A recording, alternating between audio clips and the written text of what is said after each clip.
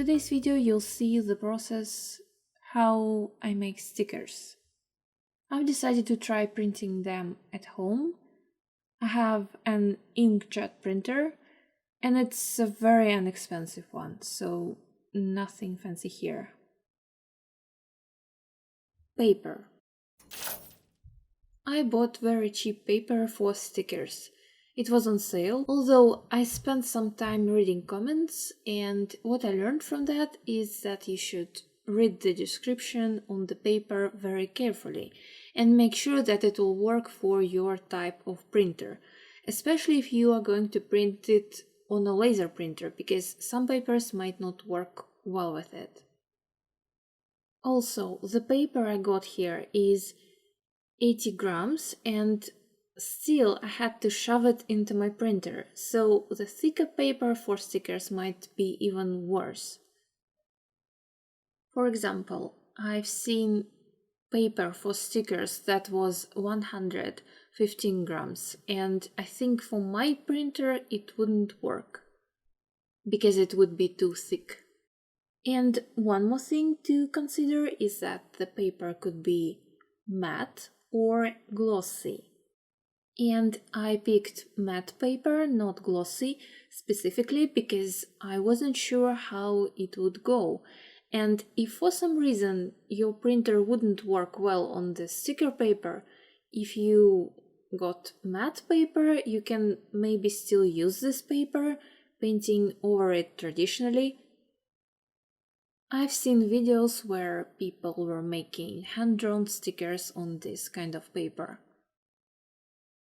Also, before using this paper for stickers, I tested one print on a regular office paper first, just to make sure the colors were okay, and then I printed one separate sticker on the sticker paper to make sure it's okay, and only then I printed the whole list.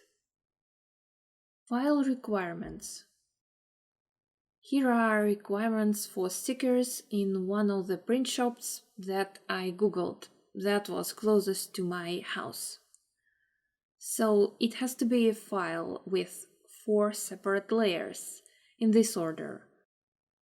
Cut line first, top layer, then your artwork, then outline, and the last one is a background layer if you have it.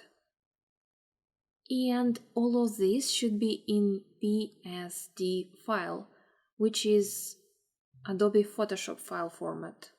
But I think any painting software, such as Krita for example, can save file to a Photoshop file format. In Krita you can do it choosing in the menu File Save As. But different print shops have different requirements. For example, some work only with CMYK, some work with RGB. But anyway, I made this file to make stickers at home with my printer in the first place, and I don't have a Krita machine to cut my stickers, so I'd use scissors to cut them by hand. So I still need a cut line. Drawing stickers. I drew my stickers on Krita. From the menu I chose File, New. I made A5 canvas, 300 dpi resolution, and I used CMYK straight away. My favorite anime of all times is Sailor Moon, so it was what I draw. At first I sketched my designs, then I made a line art, and after that I cleaned the lines. I made a background on a separate layer and I ended up not printing it because it was just for me and I didn't want to waste ink. I colored my designs and I have to say it's where I started questioning if it was a good idea to create a file as CMYK straight away. Maybe I should have painted stickers in RGB and then, when I'm done, change color mode into CMYK. When I was done, I merged my stickers into one layer. I created a new layer under the stickers layer, and I selected all the content on this layer by clicking Ctrl key on the layer icon. Then I chose Select Grow Selection, 30 pixels, and I chose white color on the color wheel, and I pressed Shift plus Backspace to fill the whole selected area. For the cut line,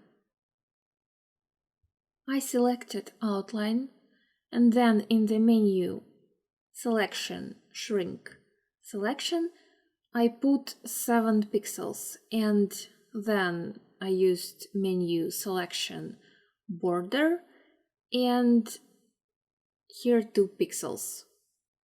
And with black color I fill this selection.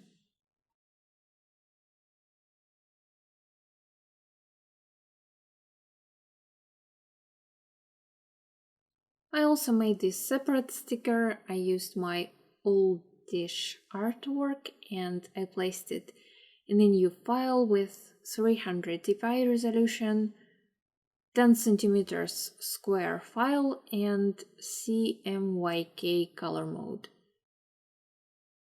I adjusted the colors a bit as well, because originally I drew it in RGB.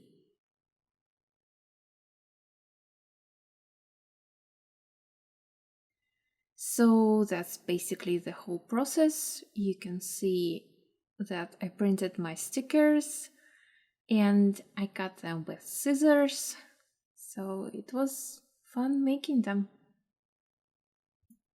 I hope this video was helpful, so thank you for watching and see you next time.